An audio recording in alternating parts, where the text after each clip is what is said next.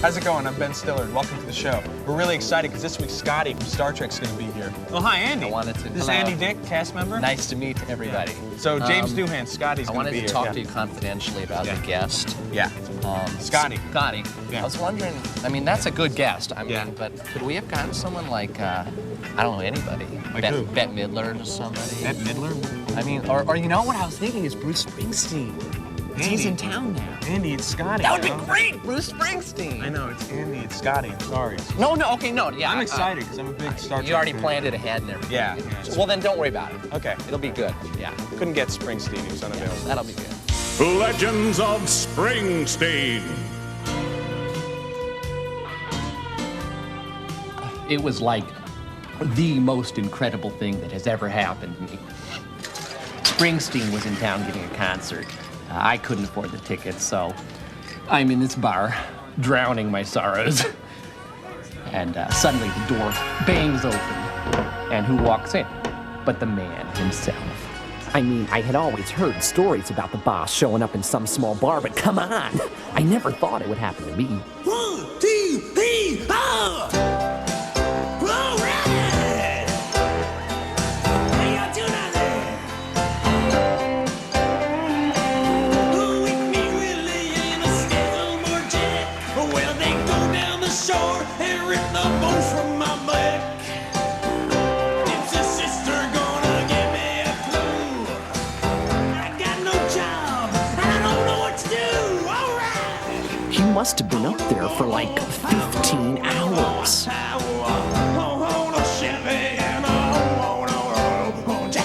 He played every song he ever wrote, and one of my all-time favorites. 99 bottles of beer on the wall.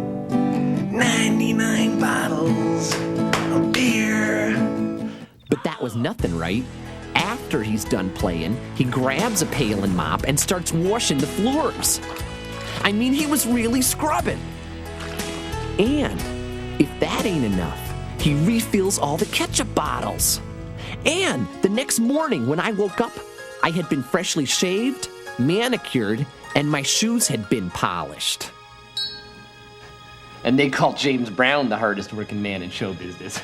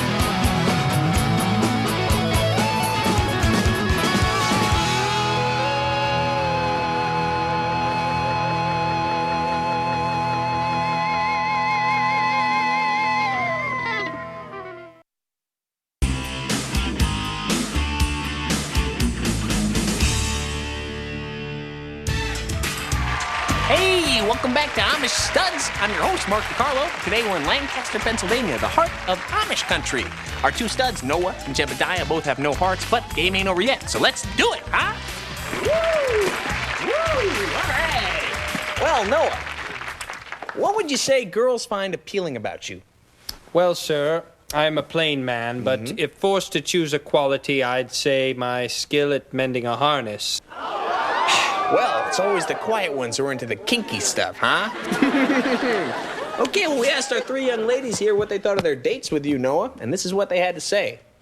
I was impressed with his incredible plowing ability.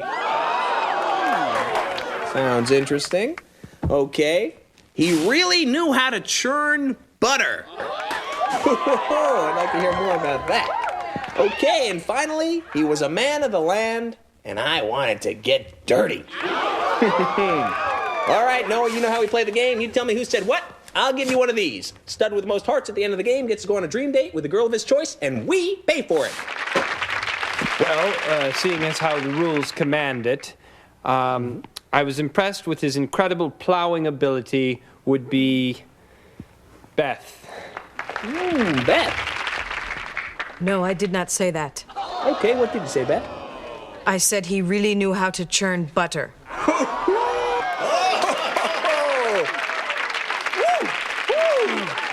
Now, hold on a second. What is it with this churning butter thing? Now, what, other guys can't churn butter?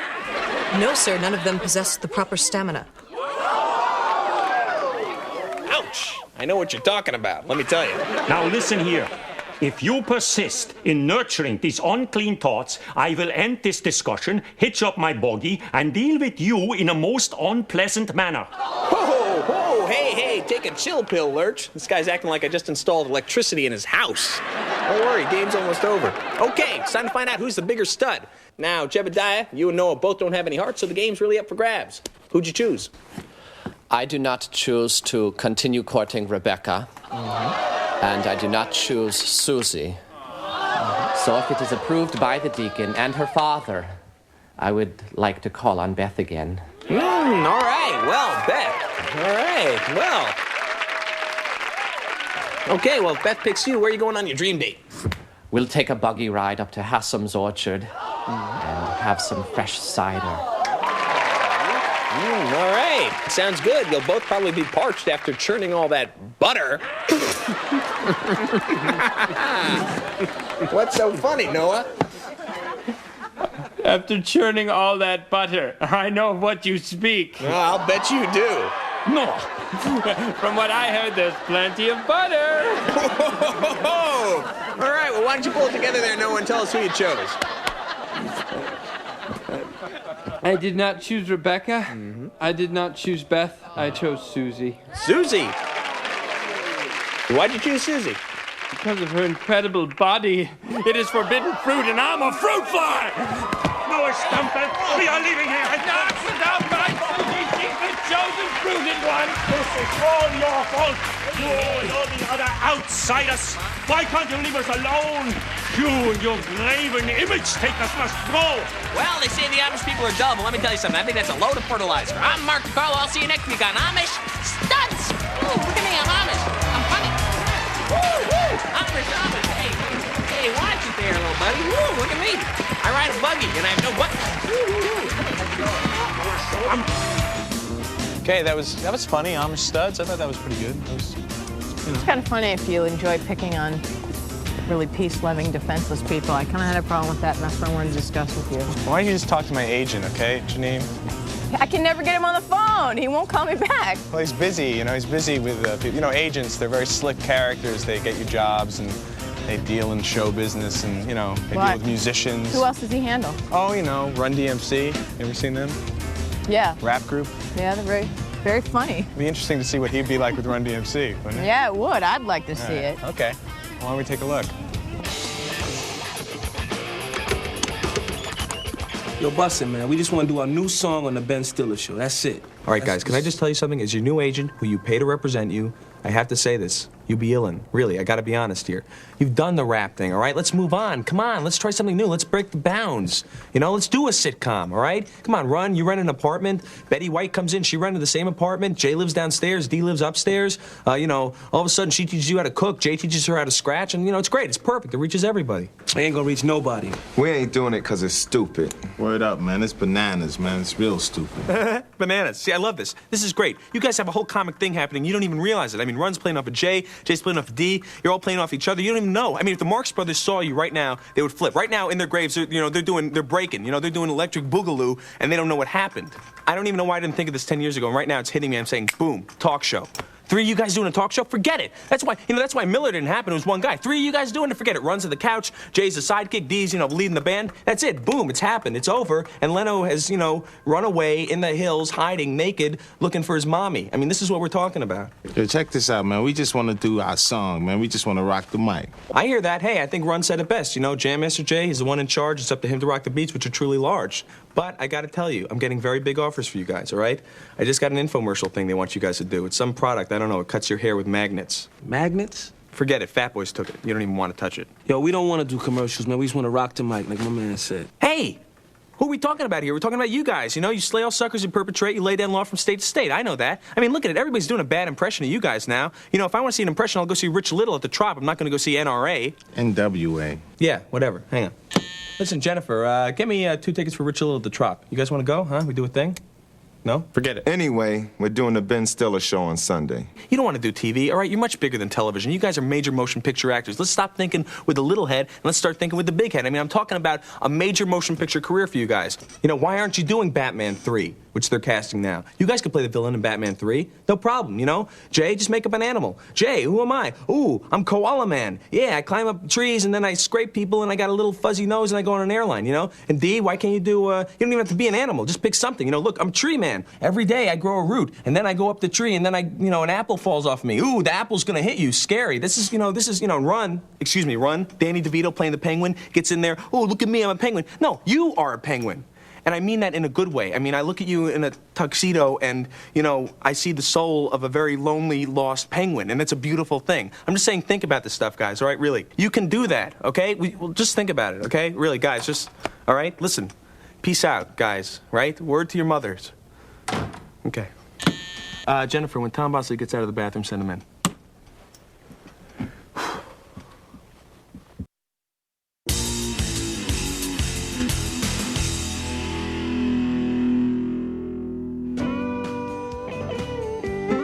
I will never forget it. I was 9.5 months pregnant and just finishing up a double shift when, bang, I started going into labor. Y'all! My water! There wasn't a doctor around for miles, and none of the guys in the bar knew how to deliver a baby. Just then, the door swings open, and who walks in but Mr. Bruce Springsteen? Legends of Springsteen. Hey there, little girl, is your daddy home? Did he go and leave you all alone? Come on! Don't worry. He was incredible. And here she comes. Oh, she's coming out to Jungle Land. That's right. Come on, push and breathe now. Push and breathe. Oh, she's a feisty little one. Look at that. Born in the USA. Huh? Yeah. It was the happiest moment of my life. But that happiness quickly turned to horror as moments later, 2 space aliens entered the bar and said they needed my baby to fuel their rocket ship. Everybody panicked. Everybody but Bruce, that is. Hey, man, Hazem Fufzap Kilo, all right? That's right, stay out. Thanks to Bruce, little Springsteen is here with her mama today, and not in some gas station up on Venus. You believe it? I'm still young. I'm young at heart. I still get cavities. So what was your problem? What was the problem? With my teeth? No, with the show. You said you had a problem with the show? Yeah. Well, we're opposite 60 Minutes. Right. And I think we need to compete on the same level. I think we need to be informational. We need to teach. We need to... Bob, it's a comedy show. I mean, we're doing... Yeah, well, 60 Minutes has got Andy Rooney, so they got us beat on that level, too, you know? I mean, well, I think let's compete on the informational level. Let's do something that's informative. But, we're on Fox, so, it should be kind of racy and kind of... Okay, racy but informative. We'll do a whole informational... Kind of Ben, maybe a documentary or something like that? That'd be great. Something like that'd be great. A little documentary. I'd be knocked out. Great. Why don't you get to the dentist, because I know you're... Okay. Okay. Bob, Temporary get to filling. the dentist, As far back as we can recall, man has strived to conquer space. But there's one chapter in this quest that few people remember. It is late 1960, and a resolute President Kennedy is prepared to do anything to surpass Russia in the race to space.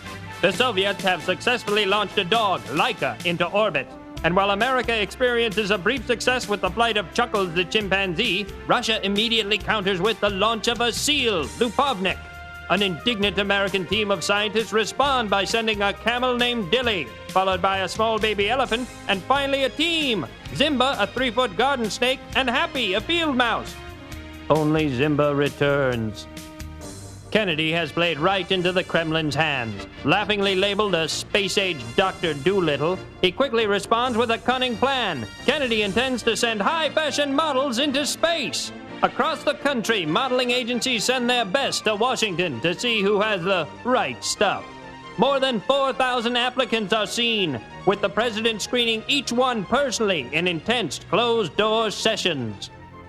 Finally, the field is whittled to 2 candidates who are affectionately dubbed Bim and Bo. Physical training begins, and the pair are such impressive specimens that it's hard to tell who's learning more, the models or the scientists. Up and down, Bim. Before long, it will just be up and away. This is a star, Bo. Pay attention. Soon it will be your closest neighbor. Marathon sessions bring the two up to speed on the latest technological developments. It soon becomes clear that new hairsprays and eyelash sealants will need to be developed for space travel. Sessions in the zero-gravity chamber are televised nationally and become so popular that Gunsmoke, the #1 show at the time, is forced to change nights. Meanwhile, the space program is getting a whole new look. Space, and if we say it's a spacesuit, so there must be space, you know? So all around space, all over space. Turn around. See, on Bo, she has space. What is this space? It is beautiful woman's space, you know? She's very feminine. Okay, good. Finally, the model knots are ready. On a chilly, momentous April morning, Bim and Bo are escorted to the launch area. Goodbyes are never easy, and today it seems that everyone needs a reassuring hug. But duty calls, and as they make their way up the launching pad, everyone cops one last loving look. The president arrives for a final closed capsule session, and then... In T-minus 3, 2, 1, we have liftoff. And there are American models in space. Godspeed to you, Bim and Bo. But 6 minutes into the mission, a problem develops. Bim has made a grave miscalculation, bringing her personal stylist along for the ride. With the extra weight, the capsule won't be able to sustain re-entry, and the models, who do not get off the phone for the next 2 hours, are unreachable. However, officials at NASA consider the mission a rousing success. Much has been learned and much enjoyment had, and legend has it on a clear night one can still see 2 beautiful models soaring across the heavens. James is here? Oh, look, James Doohan is here. That's great. Hello, James Doohan. Morning, Ben. How you doing? Hey, fine. How are you? You can make it? Yeah. All right. Okay. Yeah, James is going to be our guest on the show this week. And so where you headed to makeup? Somewhere where they might do some makeup on me. I noticed you're very well made up. Yes, I'm very. Yes, I'm made up. You got it. Well, I'm probably as red as you are right now. Well, I feel kind of like I don't know. I get very nervous around you because you know you're a big idol of mine. I know. I appreciate it. So we're gonna watch some films, all right? So we just watch some films this week and talk about them. Yeah, I thought maybe we could talk about Star Trek a little bit. You know, maybe. Why not? All right, let's great. Just do that. All right, let's do it. All right. Okay. We'll see you in a sec. Yeah. Okay, all right. Good. Great.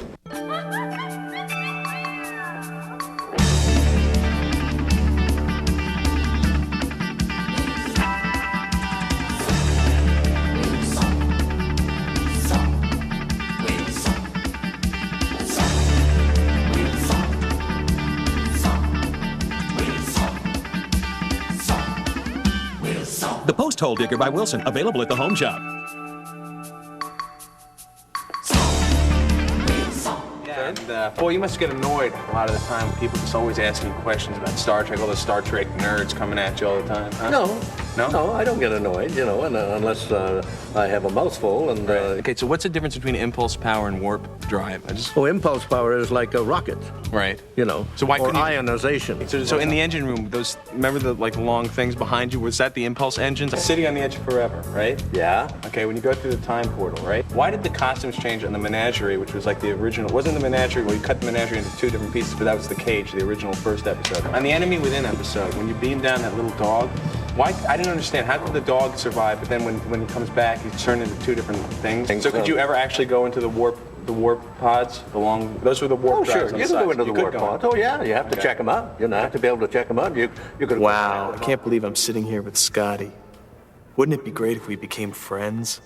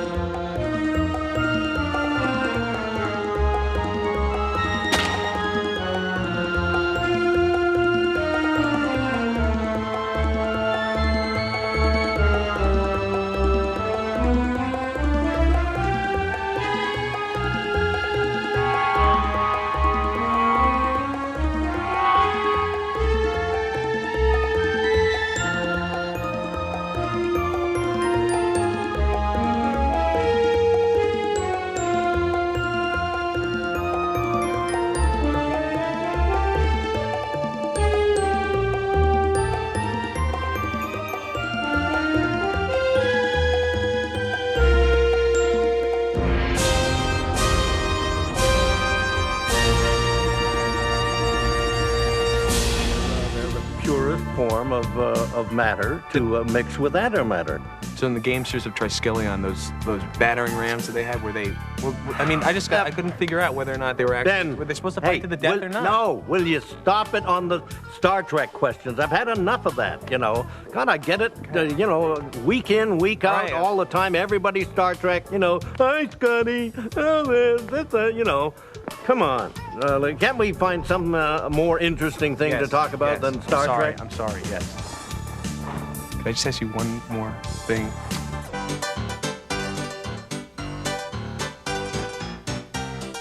As sure as I am honest, I'll never forget that day. I was working on a speech and something about it just wasn't flowing. All of a sudden... Hey there, something not flowing? Legends of Springsteen. Bruce sat with me for the next 3 hours, pointing out where I had made mistakes. See over there, now why don't you try, 7 years ago? You like that? Well, it's got a better ring to it than 87, you know? Well, you're the boss. I got a lot of mileage out of that speech. Thanks, Bruce.